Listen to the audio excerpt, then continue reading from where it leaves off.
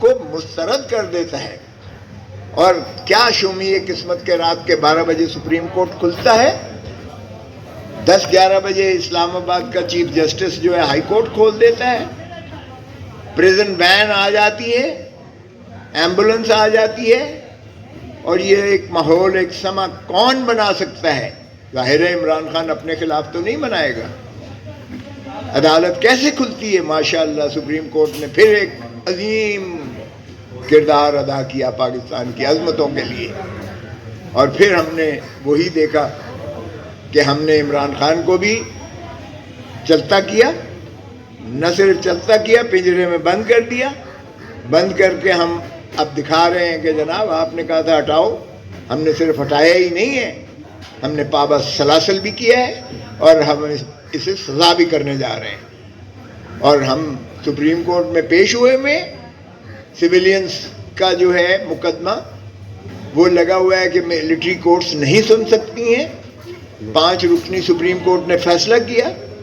Intra court appeal جو ہے اس کی سپریم کورٹ میں کے ذریعے ماشاءاللہ چیف جسٹس قاضی فائز عیسیٰ صاحب بڑے دبنگ ہیں ماشاءاللہ. چیف جسٹس کمال کیا انہوں نے, پریکٹس اینڈ پروسیجر میں انہوں نے رائٹ آف اپیل رکھ دیا, جو کسی قیمت پر آئین کو ترمیم کیے بغیر سبارڈینیٹ لیجسلیشن کے ذریعے نہیں ہو سکتا تھا. مگر ہماری سپریم کورٹ کچھ بھی کر سکتی ہے, وہ سیاہ کو سفید کر سکتی ہے, وہ آئین میں عمل داری کو وہ سبارڈینیٹ لیجسلیشن کے ذریعے اس پر حاوی کر سکتی ہے. اور ہم نے دیکھا, یہ ہوتے ہوئے دیکھا. اور پھر اس کا جو ہے ہم نے دیکھا شاخسانہ کیا بنا کہ وہی قانون جو کسی قیمت پر پاس نہیں ہو سکتا تھا, اس کو نہ صرف قبولیت دی, شرف قبولیت دی سپریم کورٹ میں, بلکہ اسی کی آڑ میں 6 رکنی بینچ بن گیا.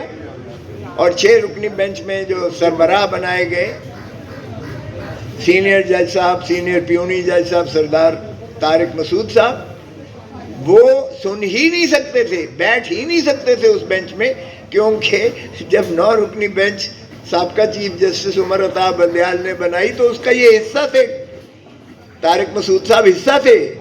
اور انہوں نے وہاں ایک اختلافی نوٹ لکھا کہ یہ پٹیشنز مینٹینیبل نہیں ہے, 184(3) میں کوئی پبلک انٹرسٹ اس میں انوالو نہیں ہے, اور اس لیے میں جا رہا ہوں, اٹھ رہا ہوں.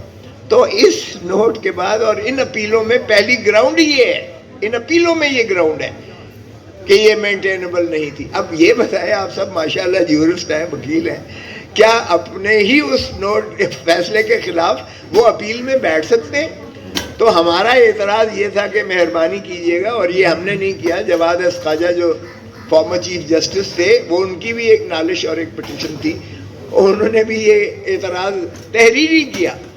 ہم نے پہلے ہی کھڑے ہوتے ہوئے ساتھ ہی کہا کل کہ جناب آپ مہربانی کیجیے گا, جوڈیشل پروپرائٹری نہیں ہے, یہ تو قانونی تقاضا ہے کہ آپ اپنے فیصلے کے خلاف اپیل نہیں سن سکتے. اور یہ وہ انٹرا کورٹ, یہ وہ اپیل نہیں ہے جو سبارڈینیٹ کورٹ کے خلاف ہو.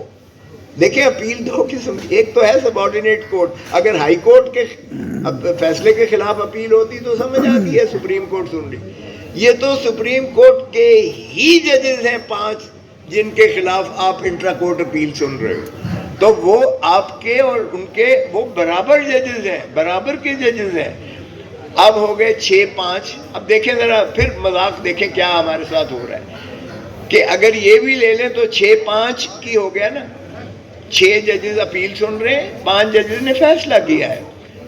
اب جب جسٹس مسرت ہلالی, میں عورتوں کو آپا فردوس میں کریڈٹ دیتا ہوں فیمیل کو, لائرز یا ججز جو بنی ہیں, ایک فیمیل لائر, ایک فیمیل جج اکیلی تھی 6 میں سے, جونیئر موسٹ تھی 6 میں سے, آفرین ہے اس کی.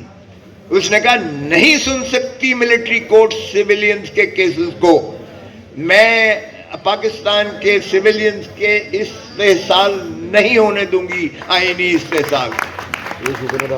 اور یہ ہے مسرت ہلالی فیمیل جج بنانے کا نتیجہ. یعنی دیکھیں, اور پھر اگر اس کو دیکھیں تو 11 رکن میں سے, کیونکہ برابر کے ہیں سارے, وہ 5 بھی سپریم کورٹ کے ججز ہیں, چھٹی اگر مسرت ہلالی دیکھیں تو یہ کیسے کہتے ہیں کہ جی یہ اسٹے ہو گیا اور لہذا کھول دیا ہے ہم نے، سپریم کورٹ نے کھول دیا ہے ملٹری کورٹس کی سماعت کا راستہ جو ہے سویلینز کے لیے. اب یہ بیچارے یہ گڈی چڑھ گئے یہ منڈے جڑے نے 104 بیچارے پاکستانی. اور پھر اس کا ایک اور آبزرویشن بڑی خوبصورت ہے. سینئر جج صاحب فرماتے ہیں کہ جی دیکھیں یہ دہشت گردی ہو رہی ہے، وہ 25 بندے مار گئے فلانا، اور یہ مسرت ہلالی بولتی ہے کہ آپ سیاسی کارکنوں کو دہشت گردوں کے ساتھ تشبیہ دے رہے ہیں، آپ ان کو موازنہ کر رہے ہیں. ایک پولیٹیکل ایکٹیوسٹ کو آپ دہشت گرد کے ساتھ جو ہے آپ ایکویٹ کر رہے ہیں. آپ یہ سینئر پیونی جج یعنی جو چیف جسٹس نیکسٹ بنتا ہے، یہ مسرت ہلالی کی آبزرویشن ہیں اور بڑی صحیح تھی، کیونکہ 9 مئی والے جتنے 104 بندے ہیں یہ نہتے خالی ہاتھ تھے.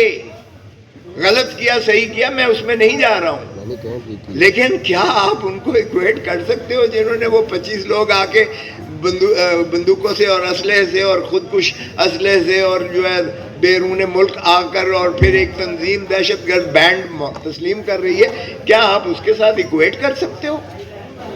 کوئی بات نہیں. تو اس لیے کھانا چلتا رہے گا، تو اس لیے آپ اسے کیسے ایکویٹ کر سکتے ہیں؟ تو باہر کیف چونکہ کھانا بھی آ گیا ہے تو میں آپ کا بہت مشکور ہوں کہ آپ نے یہ دیا ہے. اور شہباز چونکہ وہاں سپریم کورٹ میں پیش ہو رہا ہے اور وہ بھی عوامی ہی خدمت کے معاملات اور مسائل ہیں جن پر میں سمجھتا ہوں آپ نے ہمیں یہ مینڈیٹ دیا ہے، اور یہ مینڈیٹ بھی ہمارے اس بیانیے کا دیا ہے جو ہم نے پرو کانسٹیٹیوشن لیا ہے، جو ہم نے انسانی حقوق کی پامالی کے خلاف ہم نبرد آزما ہے، جو ہم جوڈیشری کی اصلاح کے لیے کر رہے ہیں، جو ہم رول آف لا کے لیے کر رہے ہیں.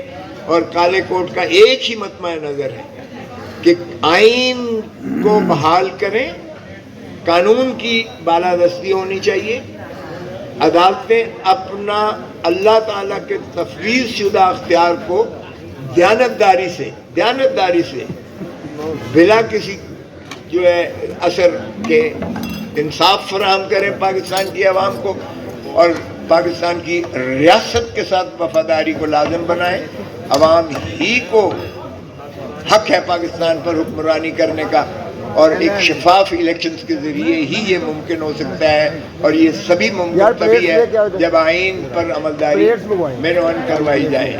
آپ کا بھارتی بہت مہربانی کہ آپ نے جو ہے اتنا ہیوی مینڈیٹ دیا جس سے شہباز کو جتوایا. اور یہ 13 فین روڈ کا سب سے بڑا کریڈٹ ہے، کیونکہ 13 فین روڈ ہمارا نہ صرف وین گارڈ ہراول رستہ ہے بلکہ میں سمجھتا ہوں شہباز 13 فین روڈ ہی کا مشترکہ اور متفقہ امیدوار تھا.